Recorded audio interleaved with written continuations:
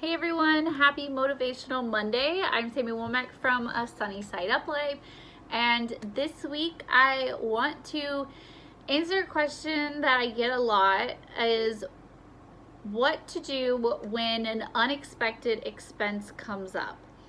Okay, so first of all, this is not life picking on you. This is not like just my luck. Like, this is life, you guys. This kind of stuff happens all the time.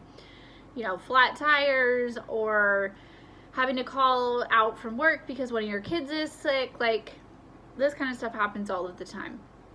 So what do we do when they're unexpected? Maybe our emergency fund isn't fully funded, or whatever the case is. Maybe we just started on our budgeting journey.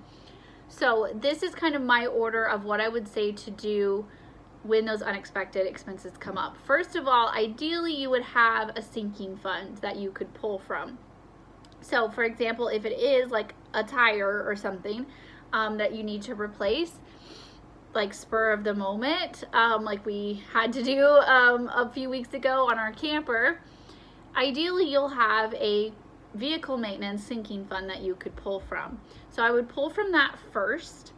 If it's not fully enough to pull from, you would pull as much as you can and then go to your extra spending. Or if you don't have a sinking fund established at all, you would go to your spending. So most of the time we budget in a little bit of fun money, for extra activities. We budget in some miscellaneous things like that. We would pull from that extra spending money, okay?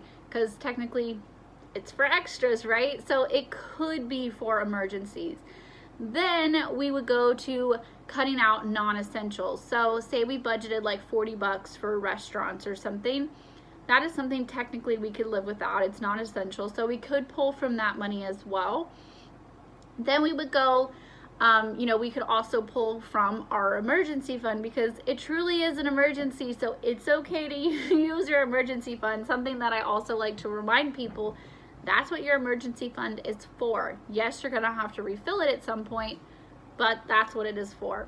So don't be afraid to use it if it truly is an emergency. Another thing you could do if kind of a worst comes to worst situation is you could kind of pull the old like juggling the bills around. A lot of bills, they have a grace period. They have like a week or so where they won't charge you a late fee.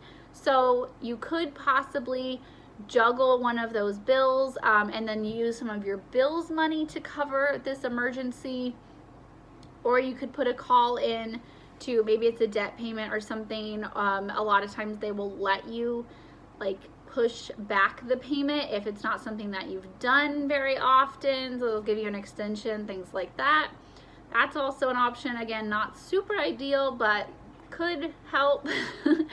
Another thing you could do is if it is something like a tire or a house repair type of thing, like you have to call a plumber or something like that, electrician or something, sometimes those people will bill you later, or they'll let you pay half up front and half in a month or something like that, especially if you're upfront with them about the fact that maybe you don't have all of the money. Maybe they will bill you in increments, to kind of take some of the slack off and let it wait until, like, part of it to wait until a future payday.